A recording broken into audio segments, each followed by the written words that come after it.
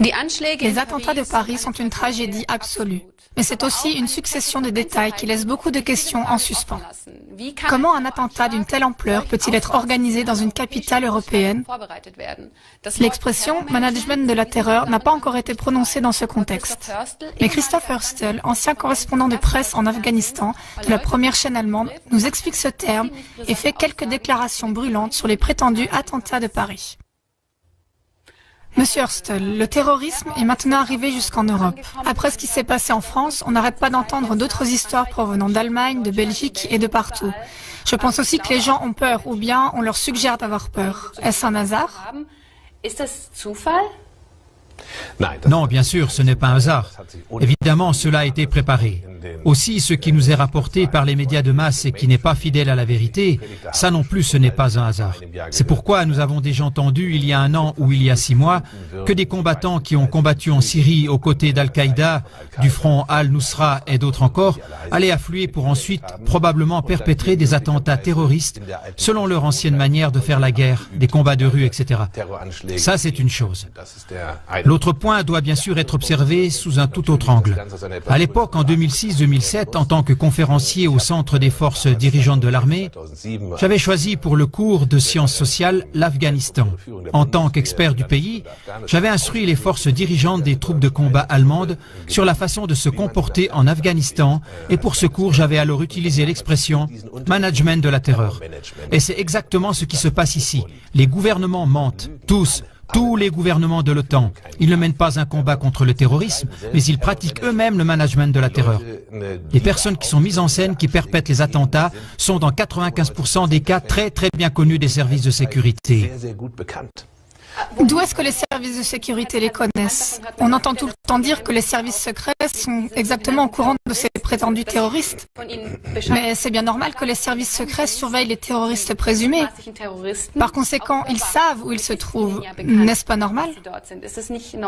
Alors tous ceux qui ont fait la surveillance jusqu'à maintenant devraient être virés, par exemple dans le cas de Paris, parce que visiblement ils n'ont pas eu beaucoup de succès avec leur surveillance. Oui, mais que devons-nous faire? Ce n'est pas parce que quelqu'un est un terroriste présumé qu'on doit aussitôt l'enfermer. Sinon, il y aurait de nouveau de grands cris. Et d'où sortent-ils ces informations? La surveillance de ces cercles est sans faille. Ils ne peuvent même pas éternuer sans que les services secrets ne soient au courant. Donc, si quelque chose se passe, nous savons qu'ils sont impliqués. Et le problème, c'est que nous savons aujourd'hui que l'État islamique, AIES, ISIS, EI, peu importe quelle abréviation on leur donne, on ne pourrait pas les imaginer sans la CIA, qui a commencé à entraîner des parties importantes de ses troupes en Jordanie il y a quelques années. Et ce qui se passe maintenant, c'est qu'ils arrivent ici en Europe parce que les managers le veulent ainsi. Ils ont pour cela des motifs très concrets. Nous nous trouvons devant un crash financier et nous avons d'énormes problèmes de politique intérieure, de politique monétaire, de politique financière, de politique économique et nous ne voudrions pas que la population se défoule sur le gouvernement comme celui-ci le mériterait. Alors on les distrait avec ce genre d'attentat. L'attentat de Paris sur Charlie Hebdo est très clairement un attentat terroriste manipulé. Il y a assez d'indices pour cela. Non seulement les auteurs étaient connus des services secrets, mais justement la carte d'identité laissée dans la voiture, c'est une chose qu'aucun braqueur minable n'aurait faite. En principe, on devrait trouver tout le déroulement étrange. Les témoignages personnels au sujet des auteurs sont étonnamment positifs. Tout cela n'est pas cohérent. Et ensuite, nous avons un écho médiatique indiscutablement cohérent qui semble convenu et finalement, nous avons l'écho politique. En Allemagne, les droits des citoyens sont restreints, ainsi que le droit pour avoir un passeport. Et tout ça, ça a été tout réglé en un rien de temps. Mais ça, c'est peut-être quand même nécessaire. Je veux dire... C'est nécessaire. Si on veut avoir les terroristes sous contrôle, vous dites qu'il y a une surveillance sans faille. Par conséquent, on aurait déjà pu tout maîtriser au préalable, dans le cas de Paris. En effet, en Allemagne, on voit maintenant toujours plus, par exemple, actuellement dans une situation à Berlin, qu'il y a eu une intervention où on a arrêté 2 Turcs. On a aussi une intervention à Wolfsburg, ce qui veut dire qu'on voit quand même que nos forces de police sont en alerte antiterroriste. Ils sont en alerte et un gouvernement qui pratique le management de la terreur via le ministre de la Défense, le ministre des Affaires étrangères et le ministre de l'Intérieur, ce sont ces trois qui, dans tous les pays de l'OTAN, sont coupables et devraient être mis en prison. Bien sûr, ils vont réfléchir comme « Quand allons-nous mettre en œuvre un attentat terroriste ? Nous allons y recourir lorsque nous aurons l'impression que la population devient nerveuse, d'une manière ou d'une autre, parce que le système politique de son pays ne lui convient pas. Ils le mettront en œuvre lorsqu'ils auront l'impression qu'ils en ont besoin, parce qu'ils n'arriveront pas à faire passer certaines restrictions, des droits civiques ou des lois hostiles à la démocratie. » Donc encore plus de surveillance, etc. ou d'autres choses semblables, comme par exemple la loi sur les passeports qui a été adoptée. Par exemple, ce sont exactement ces points-là. Lorsque le gouvernement a le sentiment « Ah, nous arriverons à faire passer la loi sans attentat terroriste », bon, on va quand même arrêter quelques personnes, parce que ce sont peut-être des cercles qui sont contrôlés, mais ils sont quand même peut-être capables de se débrouiller tout seuls. Donc, le management de la terreur est un business très compliqué. On connaît cet exemple dans le cas de la NSA, où les services secrets intérieurs, les services de la sécurité du territoire avaient de toute évidence comme habitude de coopérer avec un groupe de tueurs d'extrême droite.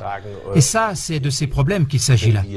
Si on regarde où cela nous mène à l'avenir, on a juste besoin de regarder quelles sont les données générales.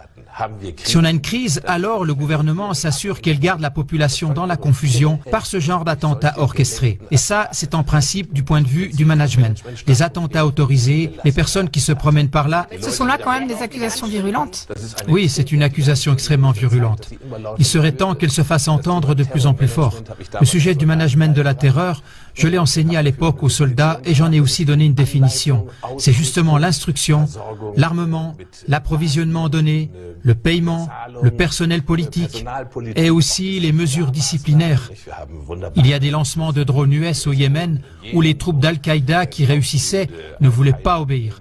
Alors justement, certaines de ces personnes qui n'ont pas voulu obéir aux ordres ont dû être éliminées, etc.